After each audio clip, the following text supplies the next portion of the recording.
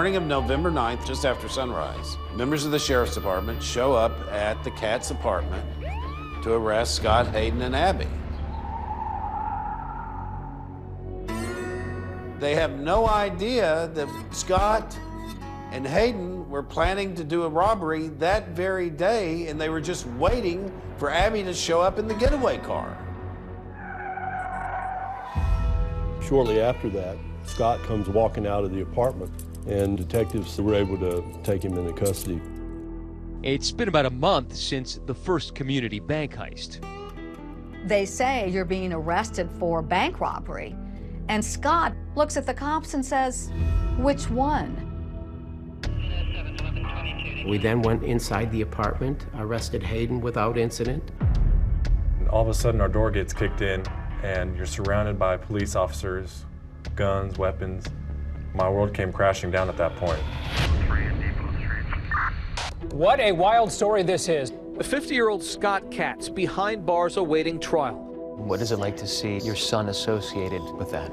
Horrible. How can I wrap my brain around this?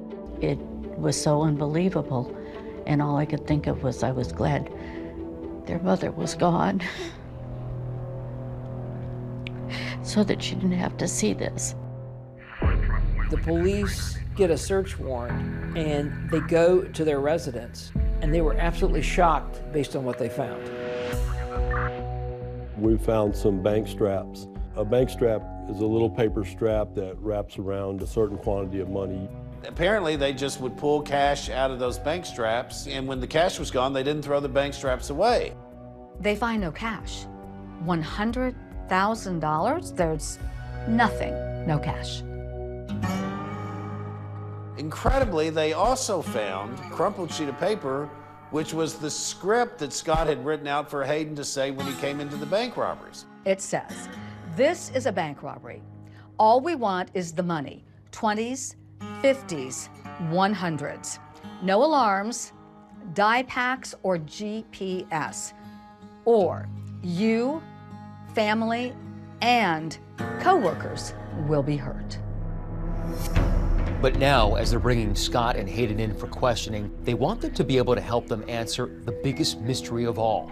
Why would Scott enlist his own kids to rob banks with him? You're gonna figure out, I'm gonna be forthright, okay? I'm gonna be forthright. We began talking with Scott in such a way where we were just having a conversation with him. Was there some things that you did without the kids, and then that led up, and then the kids got involved? I'll give you the whole thing, I swear. I'll give you the whole thing. How much did he tell the officers? He spilled the beans.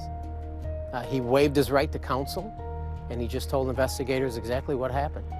I always thought that a bank was federally insured. I thought that if there is a bank robbery, we're told to just give the money and get the guy out of there. So in my mind, I thought, that's kind of, easy pickings. I guess in my mind, I thought that it was, No victims. Yeah. It seems Scott didn't recognize the legal magnitude of bank robbery. This was all kind of casual. Aggravated robbery in the state of Texas is a big deal. God, help me understand, how did you broach this topic with the kids? Well, I think you have to go way back to the very beginning when their mother passed away. You gotta understand it was just the three of us. It kind of segregated us, it kind of made it so that you really couldn't get close to us. He had manipulated them to think he was the only person that could take care of them, and they would do anything for him.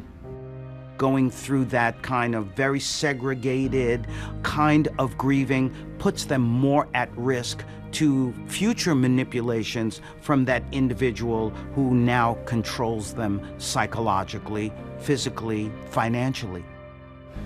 Tell me how that first time went down. You sat them around the dinner table and said, "Let's go rob a bank," or? I guess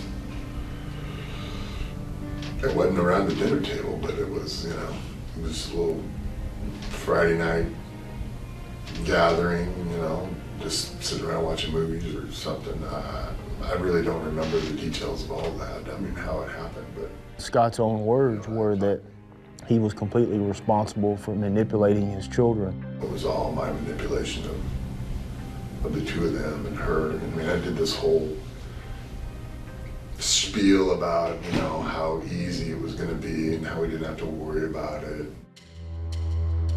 These poor kids need him so badly that they choose wrong instead of right, not so much because they're evildoers, but because they loved their father. And he took advantage of that unconditional love. He doesn't know anything about unconditional love. He loves Scott Catt. Scott was the first one that we interviewed. And then we interviewed Hayden. Okay, Hayden, before we start. When Hayden's initially approached by law enforcement, he said he didn't want to talk to them. And have you talked to your father? Yeah. Okay. And then did your father give you any advice? Just to cooperate. But after having a conversation with his father, Scott, he then decided to tell them the truth. It's a great example of how much control Scott has over Hayden. Is anybody forcing you to do this? No. You doing this on your own? Yes. Because you want to cooperate. Is that right? Yeah. Okay. How did it feel to confess? To be honest with you, I was still full of some pride. I was still full of some arrogance. Oh, so you felt good about it because you were bragging? Yeah. Not surprising he feels that way. Remember, Scott told him bank robbing would boost his self-esteem. So he approaches you about this, and then tell me, how did it progress from there? Well, you know, I was scared. You know, I was really scared at first. It's so heartbreaking when you think about it. The point here is that Hayden does what Daddy says. He definitely, as far as like what to look for in a bank, he, you know, I mean, told me, you know, what to look for and stuff. Fear was our biggest tool, I think. Okay. So y'all would have to just use fear? It would help y'all? Yeah. I mean, that's all I needed. But one of them, there was a girl that was, you know, she thought she was gonna die, and you know, we felt bad about that. You know, like, no, no, honey, we're just here for the money. You can see this in that grainy surveillance video, the absolute horror and terror that's all over their faces. You can only imagine what kind of fear they must have felt. You may think that Scott Catt manipulated and used his own children to rob banks, but it doesn't end there. Scott confessed, Hayden confessed, and then Abby was brought into the interrogation room.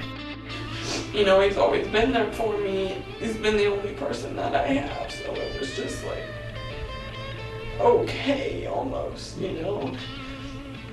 If you thought a parent manipulating their children into robbing banks was bad, well, wait till you see what happens now that they've been caught.